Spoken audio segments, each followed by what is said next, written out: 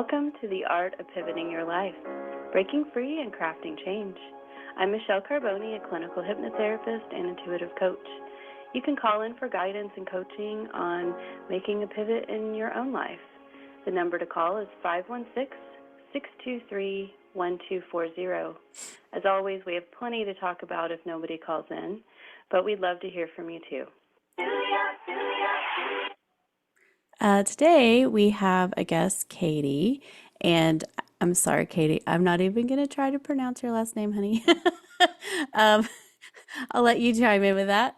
But she is an energy and embodiment coach, and she has a passion for creating freedom, transformation, and growth. She's been leading the way for 11 years in the field of self-led healing, which I think is awesome. And she has supported hundreds of beautiful souls in breaking free from self-sabotage, which we know we all struggle with. And she's also the creator of the transformational method, ShaktiBomb, and her mission is to empower others to create the life they want by leading from the heart, which I think is just so amazing. She and I are definitely very aligned. So, Katie, welcome. Thank you for being here. Hello.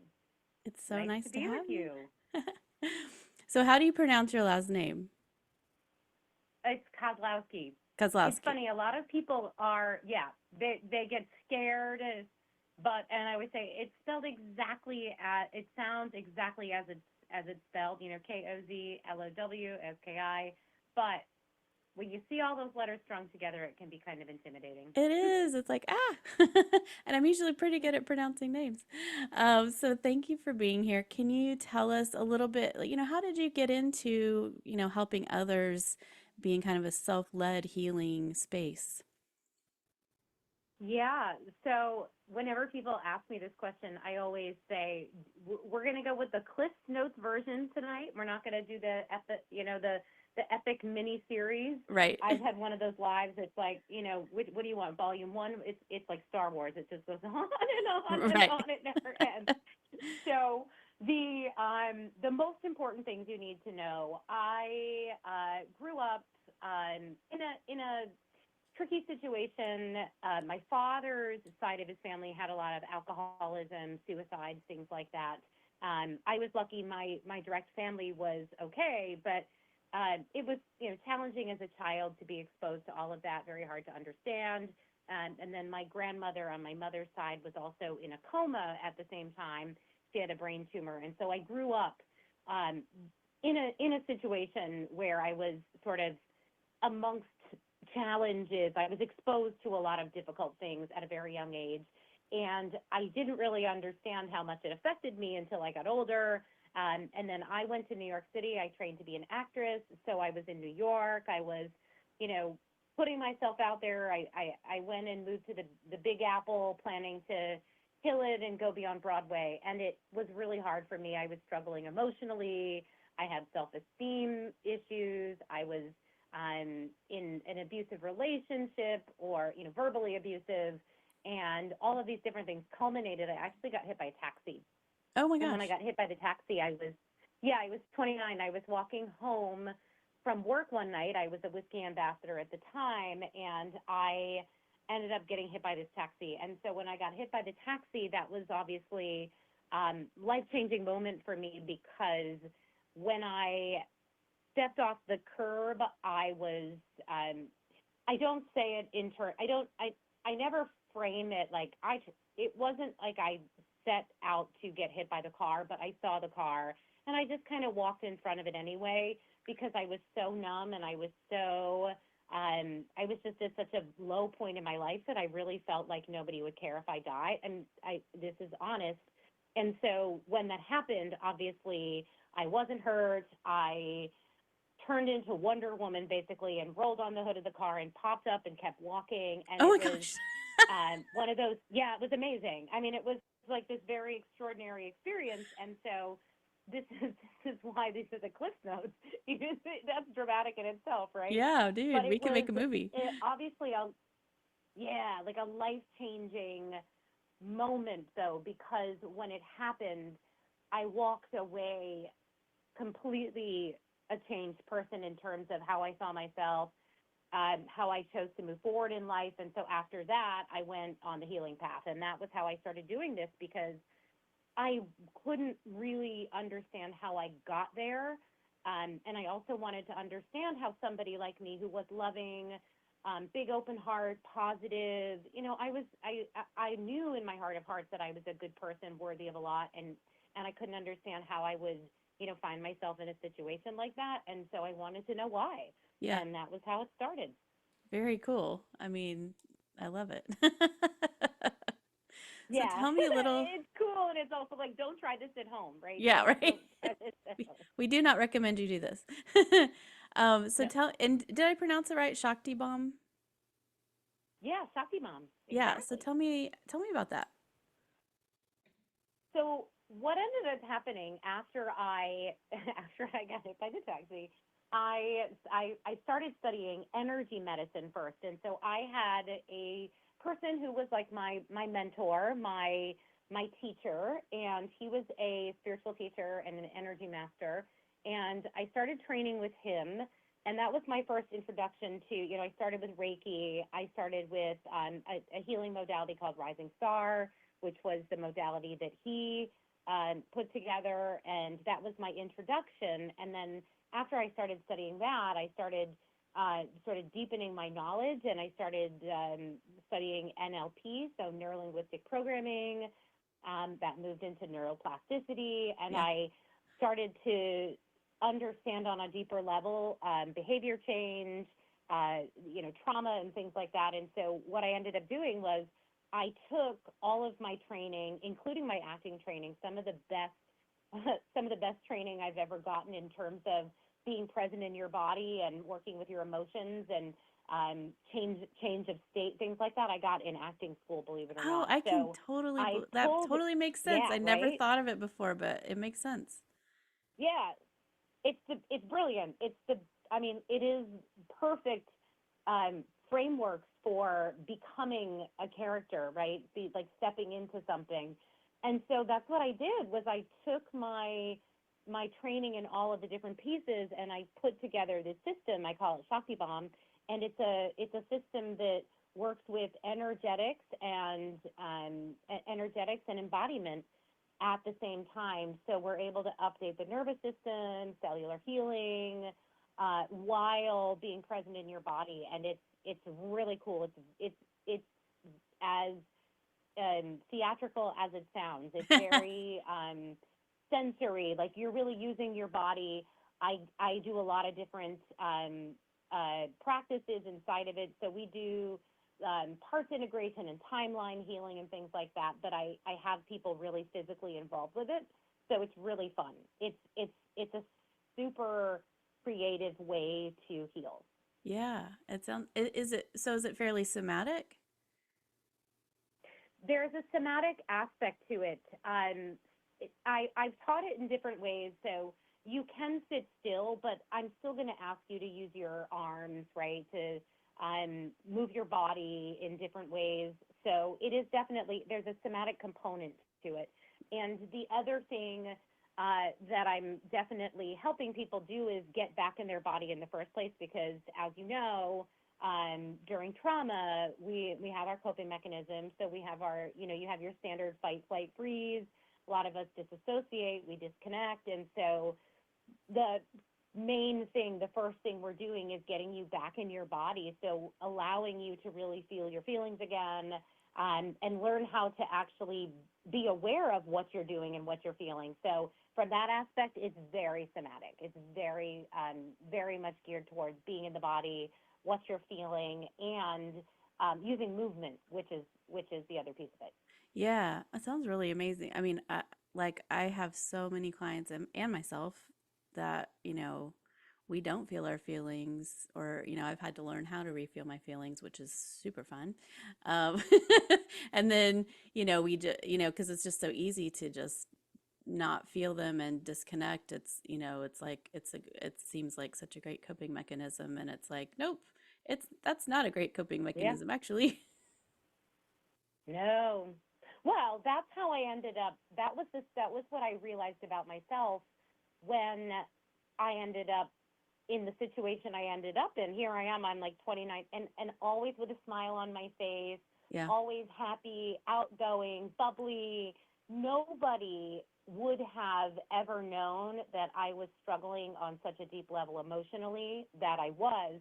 And also, the other sort of tragic thing was that people didn't believe me, because I would say, no, you don't understand. I'm having a really hard time here. And they go, I mean, look at you. You're beautiful. You're, like you have a big smile and you're so beautiful. And what do you have to be upset about? And Yeah, I'm like, I just hate that. And yeah, I don't know if you're aware of like my work, but I do a lot with Cassandra syndrome, which is basically that. It's that not being believed by other people. right. And you're like, I know I'm not crazy. Like I'm actually trying to talk to you and tell you something and you don't believe me. Right. It's just maddening. Yeah, it is. It's so interesting too, because what I found was, after a while I kind of gaslit myself into believing that I was okay. And Yes. then I would gaslight myself into letting people abuse me verbally. The guy I was dating at the time, it's funny, I was thinking about this a lot over the last few days, because I was dating a guy at the time, and he really wasn't nice to me. He really wasn't treating me with respect. I remember I was doing a show, I was performing, and he didn't come and see me, and I told people that he wasn't coming, and they looked at me like, your boyfriend isn't going to come support you? Are you okay with that? Like, I'm like, oh, it's fine. He's busy. He's working. He's got a really hard job on Wall Street. Oh yeah, And I you're like, I'm not remember, important. His job's more important than me. Everything else is more yeah, important than me. it doesn't matter. I'm fine. I'm fine. And I developed that, like, I'm fine syndrome. Yeah. And I'm from Connecticut, and I'm from, I call it Stepford wife syndrome, if Oh. you've ever seen the movie. You Yeah. know what I mean? Like, robotic, plastic, just conditioned to believe that my feelings are not important, and my ideas are not good. And I struggled with that a lot. And so it's why being able to feel your feelings and believe yourself, Yeah, believe that you self-trust. matter, is hard. It's It hard. yeah. What clued you into that you were being verbally abused? I didn't really recognize it until, so when I got hit by this, how how sort of disassociated and unaware I was. When I got hit by the taxi, the night that I got hit by the taxi, the guy I was dating stood me up. He was Oh, supposed to come and meet me at the bar, and he didn't.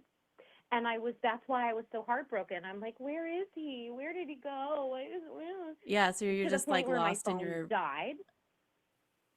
I was just devastated yeah. because he didn't show up, and I felt so abandoned, and like he doesn't love me. And also, mind you, we'd only been dating for 8 months, so you know, did he need to love me yet? Not necessarily, but I didn't really, at the time, I didn't know how to really have a healthy relationship, so I Oh, didn't yeah. understand. Nobody Um, teaches you us. know, but that night I got hit by the taxi, and then the next day I remember I saw him, and he came over, and I remember him sitting in a chair across from me with his arms folded, and he goes something like, "You probably blame me for this. You probably blame me for this." I said, "What are you talking about?" He goes, "Because I wasn't there, and so you probably blame me." And I said, "No, I don't blame you." And it was like this really weird thing, and so I didn't dump him, and we stayed together. And then my 30th birthday, I I always threw a party for myself. I was born in December. It was my 30th birthday, and I threw my regular like party, and I didn't know if he was going to come or not. Oh my And I gosh. kept telling my friends, like, "Well, I don't know. I mean, he's really busy, so maybe he'll be there." And my friends were all going, "What are you doing? This guy is like, he's not supporting you at all. He's not interested. He doesn't act like he cares about you, and you're worrying about this stuff. You've got to get rid of this guy." So I had my birthday party at my house, and then the next night I went out to dinner with my mother, my sister's partner, and the guy I was dating. And at the end of the night, when the bill came, he only paid for himself. He didn't pay for me or anyone. He didn't offer to split the bill. He only paid for himself, and he let my mom and sister split the rest. Wow. And he was just so awful. And then we went back to his place after, and we got back, and my family was like, you should, go with him, because he's obviously got something planned for you, right? So I get back to his apartment, and we get back, and I said, I'm sitting there, and he's like, what's wrong? I'm like, well, it's my birthday, and you didn't even get me a card. And he goes, well, I thought it was your pretend birthday. I didn't really know it was your birthday. What? And I just, he was an asshole. And I felt so, at that point, I was gutted. I was like a whimpering child who had been, like, disowned by her parents. And I spent the whole night there. I spent the night there and just really, really sad. And then the next day I got up and I told my mom that what had happened. And I said, I went there and he didn't have anything for me. He didn't even give me a card, and it was awful. And both my mother and my sister's partner said something to me. And my mom just said something like, listen, you don't deserve to be treated like that. That was all my mother said. Yeah. My sister's partner said to me, well, listen, not only do you not deserve to be treated like that, but you have serious self-esteem and self-worth issues. Like, you should not be putting up with this. I think you need to go to, and I got really upset when she said it, I think you need to go to AA, the Al-Anon, for people who are children or, of alcoholics. Right. I thought she was calling me an alcoholic, and but also, even if she was, didn't really matter, because I'm from a family of alcoholics and suicides. This is why it really, it hit me hard, because also my job, I was working as a whiskey ambassador at the time, and I was drinking a lot. Like, I had gotten to the point where I could drink 12 whiskeys in a night. Ooh. And so I still wasn't an alcoholic, but I was in an industry surrounded by alcoholics, and I could have become an alcoholic at any time. So it just really, that night just kind of broke my soul open, because I saw, first of all, this guy is treating me like shit, and I'm not doing anything about it.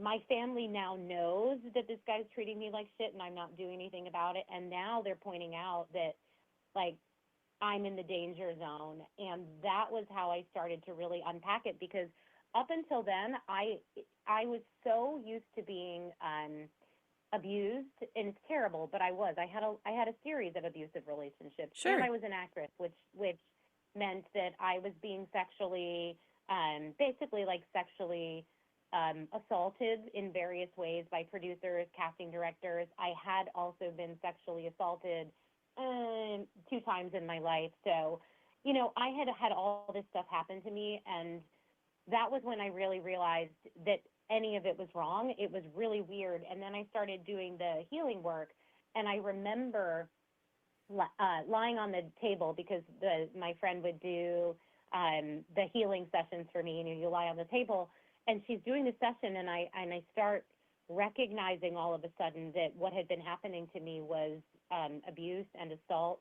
I didn't even realize it. Like, when I had been, my boss, when I was, I don't remember how old, 22, 23, essentially date raped me. He said he was going to take me out to dinner, and he took me to his house. Oh. And, and so, but even that, I had, at the time, I just was like, well, that's just the way it is. That's just what people do, right? I had conditioned myself to believe that all of that was okay. Right. Yeah. And then after that happened, all of a sudden I was like, wait a minute. What? And then I couldn't not see what I hadn't been seeing. It's like I had blinders on Oh, and yeah. took my blinders off, and like I was like, oh my gosh, Yeah. this is not okay. Yeah. This is not okay. That's it's amazing how we gaslight ourselves in some ways where we have that programming from society that tells us things and that is wrong. Like it's not Yeah. okay. Like you should not have to. I mean, especially, I mean, we know the acting industry is sort of, and entertainment is sort of ripe with that situation, and Oh yeah. it's just Yeah. terrible. And it was before, I mean, I was before the Me Too movement. So I was thinking about that recently as well, because when I would say to somebody, this goes back to the gaslighting and people not believing you, and I say, listen, I have had to protect myself. Like I've had to be hyper vigilant, and it's a very hard time for me to trust, to be able to trust people. And I've said things like this in the past, and people are like, that's just all in your head. You just, you just think you're being hunted. And I was like, no, actually, when I was in New York, anytime a man who was a producer, a casting director would give me an opportunity, I had to prepare myself that he was going to try and either like sleep with me or sexually assault me, or do you know what I mean? Like, Yeah. no, I actually didn't imagine that really was happening. Yeah, These like that's the men reality. would, yeah, I didn't imagine it. Like, it's all in your head. No, it wasn't in my head. Yeah. It actually happened all the time, and it would happen in like really unfortunate ways, because I had like a one example when I was doing my voiceover training. The man who was my voiceover coach, my original voiceover coach, he actually got arrested because he was sexually abusing all of his students, Ugh. and nobody was saying anything. And he was my coach, and I actually managed to narrowly escape him because I saw the signs and I knew what he was trying to do, and I was able to get myself out of it. Yeah. But he had a person that he worked with, and that guy was, trying to protect me from the other guy, and then that guy did it too. You know what I mean? I'm like, oh, so Yeah, he man A rescued is, you so he could be the one to yeah. assault you. And then he went and did the same thing and was like, you're so hot. And I'm like, wait a minute. You were supposed to be the good guy. So, you know what I mean? It's Yeah. just interesting how so much of this, that people say, oh, you just made it, you just imagined that your life, that was happening to you. I'm like, no. Yeah. It was. So Didn't imagine it. how many women do you work with that are just like so thankful you believe them? I'll tell you what, men and women. I've actually worked with men as well. And the Okay. other thing that's interesting is when, and I mean, I do focus mostly working with women, but I do on occasion get men. And the thing that they love the most is they'll come to me and they'll say, see, I have this belief, I feel like I've been violated or whatever. And then they'll say something like, and I talked to my therapist about it, and my therapist said that I'm making it up, or that I'm imagining it, or the chances that happened, or whatever. So they come to me with this feeling, and I always say to them, listen, I don't even want to spend time figuring out what like, I don't want to say what really happened, but what I'm concerned about is the fact that you feel a certain way. So I want to help you. If you feel like you've been violated, then that's all we need to focus on. Yeah. You know what I mean? Like, Yeah. we don't need to worry about, are you right or are you wrong for feeling this way? Right. Because maybe you weren't violated. It's like, you know what? You feel a certain way. We're going to deal with the feeling. I'm willing to bet that whatever you're feeling is a result of, something that happened, and let's figure that out for you, and let's get you to the other side of that, because that's what matters, right? Yeah. Like, that's what's important. And That's what people love. since we're running out of time, Katie, sorry. I do want to give your website out, Okay. which is your name. And I'm just going to spell it out. So it's Katie, Katie, and then KOZLOWSKI.com. And I hate how quick we run out of time. So everybody, okay. thank you for joining us, and thank you, Katie. I appreciate you so much. And maybe we'll have you on again so we can talk some more. Yeah, anytime. I didn't know if we have 30 minutes. Yeah. As I can talk for days. So Awesome. we do a marathon, right? Right? Call me. I'll talk for 7 hours straight. Thank you so much. And thank you, everybody, for joining us today. And we'll talk to you next week.